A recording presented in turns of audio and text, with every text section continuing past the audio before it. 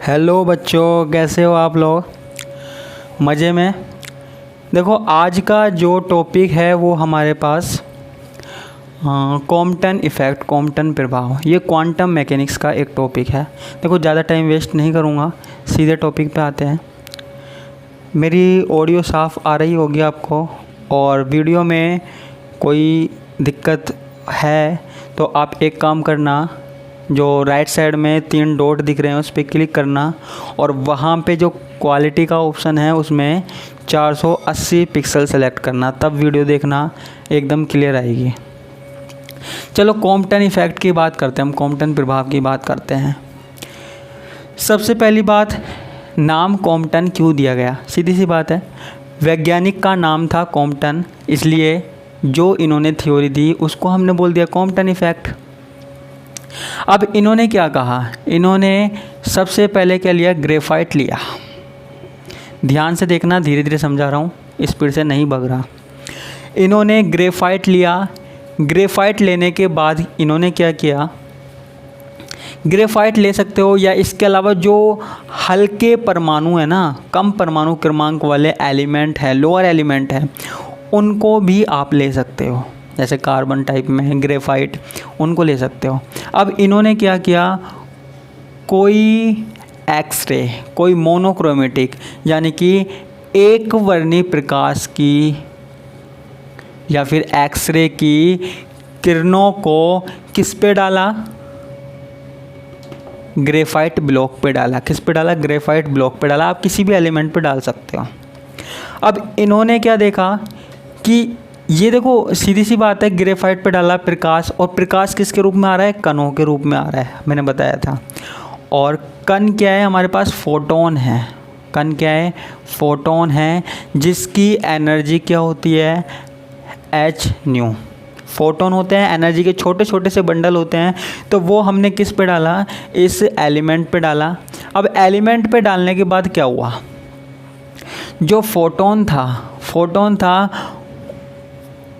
उसने अपनी एनर्जी इस पदार्थ के अंदर उपस्थित किसी इलेक्ट्रॉन को दे दी। इसकी जो एनर्जी थी ना, E = h², इसने अपनी एनर्जी का कुछ भाग इलेक्ट्रॉन को दे दिया। ठीक है, अब इलेक्ट्रॉन को दे दिया, इलेक्ट्रॉन से टकरा गया और इलेक्ट्रॉन को दे दिया, और खुद क्या है? बाहर निकल गया। खुद क्या हो गया? प्रकिरणित हो गया। मैं इसको ऐसे बना देता हूँ, ये कोई फोटोन है।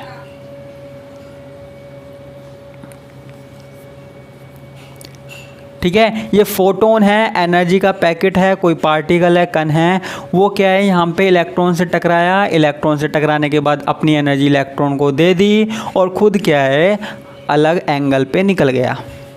वैसे जाना तो कैसे चाहिए था? ऐसे जाना चाहिए था, एक्स एक्सिस पे बिल्कुल सीधा, लेकिन इससे टकराने के बाद इस तरीके से निकल गया। और यहाँ पे जो एंगल बना वो है थीटा। कौन सा एंगल है बच्चों? थीटा एंगल है। ठीक है, अब देखो, इसने अपनी एनर्जी किसको दी? इलेक्ट्रॉन को दी। तो इलेक्ट्रॉन को एनर्जी मिली, तो आपको पता है जब इलेक्ट्रॉन को एनर्जी मिलती है तो वो पदार्थ से बाहर आ जाते हैं। वो मैटर से पदार्थ से बाहर आ जाते हैं, तो वो पदार्थ से बाहर आ गया। इलेक्ट्रॉन को मैं इस तरीके से लिख सकता हूँ। ठीक है, उसको एनर्जी मिली, वो भी बाहर आ गया, और किसी भी एंगल से चला गया। मान लिया हमने कि वो एंगल क्या है? फाई है। ठीक है, वो एंगल फाई है। अब देखो, यहाँ पे क्या हुआ? इस वाले फोटोन की ऊर्जा कितनी थी? E = h²। अब सीधी सी बात है, फोटोन ने अपनी ऊर्जा इलेक्ट्रॉन को दी, तो जो फोटोन बाहर निकलेगा वहाँ से, उसकी जो एनर्जी होगी वो क्या होगी? इससे कम होगी। जैसे हम मान सकते हैं E = h², हमने मान लिया, कुछ भी मान सकते हैं, ν' मान सकते हैं, यानी कि एनर्जी क्या होगी? इससे कम होगी। ठीक है, अच्छा, एक बात और आती है, तरंग दैर्ध्य, यानी कि वेव लेंथ। जानते हो ना आप क्या होती है? वेवलेंथ तो पढ़ी होगी, इतनी सी बात तो जानते होगे। देखो, जितनी वेवलेंथ इसकी थी, हमने मान लिया इसकी वेवलेंथ क्या है, लैम्डा है, इसकी वेवलेंथ क्या है, लैम्डा है। तो इसकी वेवलेंथ क्या थी, लैम्डा। अब देखो ये क्या है, इलेक्ट्रॉन से टकराया पदार्थ के अंदर, अपनी एनर्जी इलेक्ट्रॉन को दे दी और खुद क्या है, प्रकीर्णित हो गया। ठीक है, तो अपनी एनर्जी इलेक्ट्रॉन को देने के बाद जब ये प्रकीर्णित हुआ तो इसकी जो वेवलेंथ है वो क्या है, ज़्यादा हो जाएगी। वेवलेंथ क्या है, ज़्यादा हो जाएगी। ठीक है, तो हम वेवलेंथ, इसकी वेवलेंथ को हम क्या लिख सकते हैं, लैम्डा डैश। वेवलेंथ सीधी सी बात है ज़्यादा होगी, क्योंकि आपको पता है जो एनर्जी है वो किसके इन्वर्सली प्रोपोर्शनल होती है, वेवलेंथ के। अगर हमारे पास एनर्जी ज़्यादा है तो वेवलेंथ क्या है, कम होगी, और एनर्जी कम है तो वेवलेंथ ज़्यादा है। अगर एनर्जी बढ़ेगी तो वेवलेंथ कम होगी, तरंगदैर्ध्य कम होगी, और एनर्जी कम होगी तो वेवलेंथ बढ़ेगी। सीधी सी बात है, दोनों एक दूसरे के इन्वर्सली प्रोपोर्शनल होते हैं। तो यहाँ पे क्या है, वेवलेंथ क्या हो गई, ज़्यादा हो गई। ठीक है, जहाँ पहले ऐसे ऐसे ऐसे चल रही थी वहाँ पे अब कैसे चलेगी, वहाँ ऐसे ऐसे चलेगी। ठीक है, जहाँ पहले जल्दी जल्दी चल रही थी अब ऐसे चलेगी। ठीक है, तो ऐसी कोई ज़्यादा कठिन बात है नहीं। तो अब देखो यहाँ पे कॉम्पटन इफेक्ट की बात आती है। ये क्या होता है, देखो फोटोन प्रकीर्णित होने के बाद कितनी वेवलेंथ हो गई, लैम्डा डैश। कितनी हो गई, लैम्डा डैश। और प्रकीर्णित होने से पहले, यानी कि जब हमारे पास एक्सरे हमने डाली ही नहीं थी, तब हमारे पास कितनी वेवलेंथ थी, तब हमारे पास क्या थी, लैम्डा। तो जो बाद वाली वेवलेंथ है और जो पहले वाली वेवलेंथ है, उन दोनों के बीच में जो डिफरेंस है ना, इसको ही हम क्या बोल रहे हैं, कॉम्पटन इफेक्ट।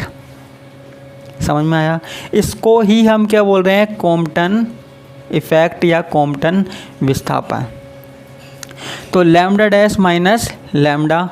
ठीक है, इसकी एक डेरिवेशन है पूरी, इसकी एक डेरिवेशन है जिसको अगर हम निकाल सकते हैं तो वो हमारे पास क्या आती है, H/m0c1 माइनस कोस थीटा। देखो ये हमारे पास किससे निकल के आया, डेरिवेशन से निकल के आया। किससे निकल के आया, डेरिवेशन से निकल के आया। ये क्या है, ये वाली वेवलेंथ और ये वाली वेवलेंथ, इनके बीच का डिफरेंस है। ये वाली वेवलेंथ और ये वाली वेवलेंथ, इसके बीच का डिफरेंस है। ठीक है बच्चों, अब देखो यहाँ पे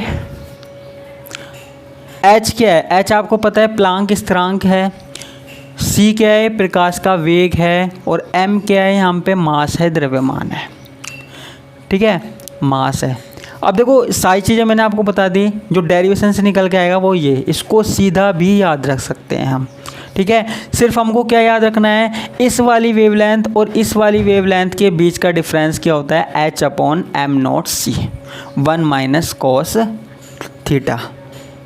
ठीक है, तो कॉम्पटन इफेक्ट क्या हो गया, बाद वाली जो वेवलेंथ है और जो पहले वाली वेवलेंथ है उनके बीच का डिफरेंस, यानी कि टकराने के बाद, यानी कि आपतित होने के बाद और आपतित होने से पहले जो वेवलेंथों का डिफरेंस है वो हमारे पास क्या कहलाता है, कॉम्पटन इफेक्ट कहलाता है। ये हमारे पास निकल के आया। ठीक है, अब देखो जो 1 माइनस कोस थीटा है, 1 माइनस कोस थीटा है, इसको हम और क्या लिख सकते हैं, 1 माइनस कोस थीटा को और क्या लिख सकते हैं बच्चों बताओ, इसको लिख सकते हैं 2 साइन स्क्वायर थीटा अपॉन 2 लिख सकते हैं, 2 साइन स्क्वायर थीटा अपॉन 2 लिख सकते हैं। ठीक है, तो मैं इस वाली समीकरण को इस तरीके से भी लिख सकता हूँ, lambda dash minus lambda is equal to H/m0c 1 minus cos theta.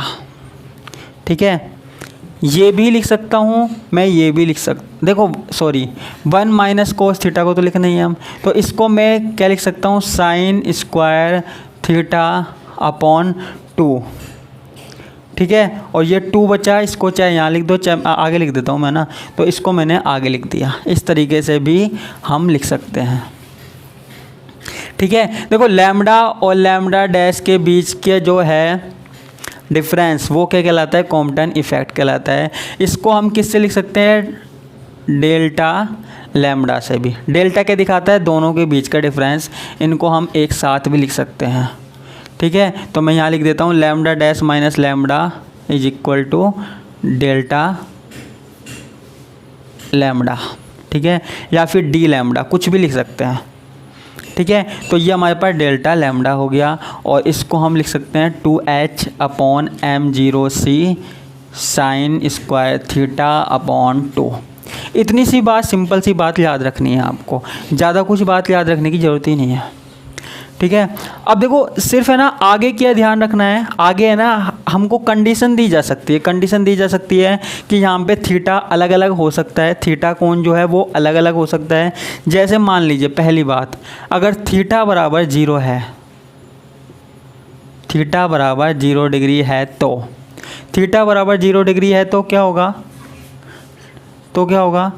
Theta बराबर 0 डिग्री है तो इस 0 डिग्री की वैल्यू किस में रखेंगे, इसमें रखेंगे, ठीक है। 0 डिग्री की वैल्यू रखेंगे तो यहाँ पे ये पूरा का पूरा क्या हो जाएगा, 0 हो जाएगा, ये 0 हो जाएगा, ये वैल्यू 0 हो जाएगी, और 0 को इससे मल्टीप्लाई करेंगे तो क्या हो जाएगा, 0 हो जाएगा। यानी कि थीटा बराबर जब 0 डिग्री होगा तो जो डेल्टा लैम्डा है वो 0 होगा, यानी कि कॉम्पटन विस्थापन क्या होगा, बिल्कुल 0 होगा, कॉम्पटन विस्थापन होगा ही नहीं।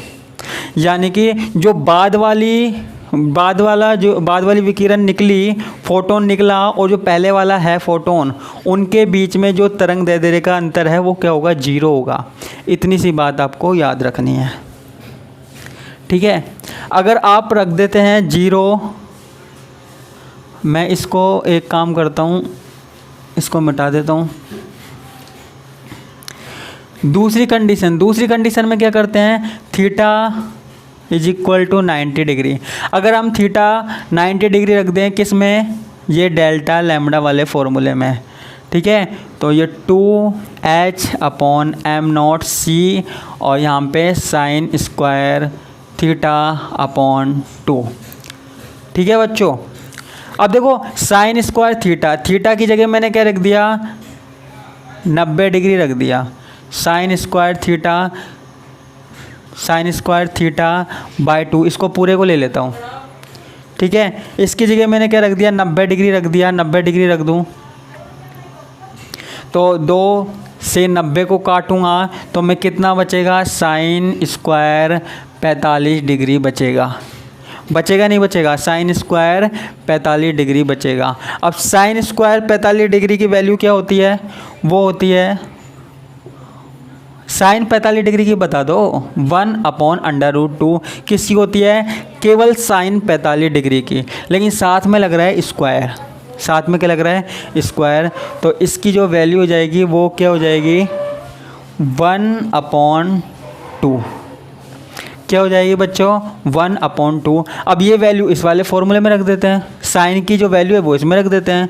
इसमें क्या दिक्कत हुई, डेल्टा लैम्डा बराबर 2h m0c और साइन स्क्वायर थीटा की वैल्यू रख देंगे हम, क्या रख देंगे, इस तरीके से रख देंगे, ठीक है। इससे ये काट दो तो ये हमारे पास क्या निकल के आ जाएगा, h/m0c। तो यही हमारे पास क्या है, कॉम्पटन विस्थापन है, यही हमारे पास क्या है, कॉम्पटन विस्थापन है। अब देखो इसमें h m0 और c के मान रखने पर इन तीनों की वैल्यू रख दो। अब ये तीनों क्या क्या है, c प्रकाश का वेग है, h क्या है, प्लांक स्थिरांक है, ठीक है, और ये प्लांक स्थिरांक है, और जो m0 है वो क्या है, m0 क्या है, वो मास है, द्रव्यमान है। तो मैं यहाँ पे वैल्यू रख दूँ डेल्टा लैम्डा बराबर h की वैल्यू रख दूँ तो 6.626 इंटू 10 की घात माइनस 34 जूल प्रति सेकंड। और यहाँ पे m नोट क्या है, द्रव्यमान है। किसका द्रव्यमान है, इलेक्ट्रॉन का द्रव्यमान है। तो मैं यहाँ पे रख देता हूँ 9.1 इंटू 10 की घात माइनस 31, ये वैल्यू रख दी। ठीक है, उसके बाद लास्ट वैल्यू हमारे पास क्या है, लास्ट वैल्यू और रख देते हैं। प्रकाश का वेग वो क्या होता है 3 इंटू 10 की घात 8। इसको पूरे को सोल्व कर दो और सोल्व करने पर क्या आएगा, लगभग आ जाएगा 0.024 एंगस्ट्रॉम। ठीक है, तो ये हमारे पास किसके लिए आ गया, 90 डिग्री के लिए आ गया। किसके लिए आ गया, 90 डिग्री के लिए आ गया। मिटा दूँ। अब देखो, अगर हमारे पास ये जो थीटा एंगल है वो 90 डिग्री की जगह 180 डिग्री हो, 180 डिग्री, तो क्या होगा भाई, 180 डिग्री है तो 180 डिग्री होने पर 180 डिग्री होने पर अगर ये 180 डिग्री मान रखेंगे तो वो कितना हो जाएगा, साइन स्क्वायर थीटा अपॉन 2 जो है वो क्या हो जाएगा, 1 हो जाएगा। साइन स्क्वायर थीटा की वैल्यू क्या हो जाएगी, 1। कब हो जाएगी, जब हम रखेंगे 90 डिग्री 180 डिग्री। 180 में 2 का भाग देंगे 90 डिग्री और उसकी वैल्यू कितनी आती है, 1। ठीक है, और अब हमको क्या करना है, अब हम यहाँ पे सीधी सी बात है 2h upon m not c, सबकी वैल्यू रख दो पहले की तरह। h क्या है, प्लांक स्थिरांक है। m नोट क्या है, इलेक्ट्रॉन का द्रव्यमान है, मास है। और c क्या है, प्रकाश का वेग है। तो हमारे पास जो वैल्यू आएगी वो आ जाएगी 0.048 एंगस्ट्रॉम। ठीक है, कितनी आ जाएगी, 0.048 एंगस्ट्रॉम। तो इस तरीके से हमारे पास क्या है, 80 डिग्री के लिए भी यहाँ पे वैल्यू निकाली जा सकती है। तो देखो, कॉम्पटन इफेक्ट ज़्यादा कठिन नहीं है, बस आप इतना सा भी याद रख सकते हो, इसमें कोई दिक्कत नहीं है। और देखो, ये जो कॉम्पटन इफेक्ट मैंने पढ़ाया है, अगर इसके नोट्स चाहिए तो वो आपको इस वीडियो की जो डिस्क्रिप्शन है वहाँ पे लिंक दिया है मैंने, उस लिंक पे क्लिक कीजिए और उसको डाउनलोड कर लीजिए। और कोई प्रॉब्लम आती है तो मुझे कमेंट बॉक्स में बताना। ठीक है, तो कल नेक्स्ट क्लास में मिलते हैं।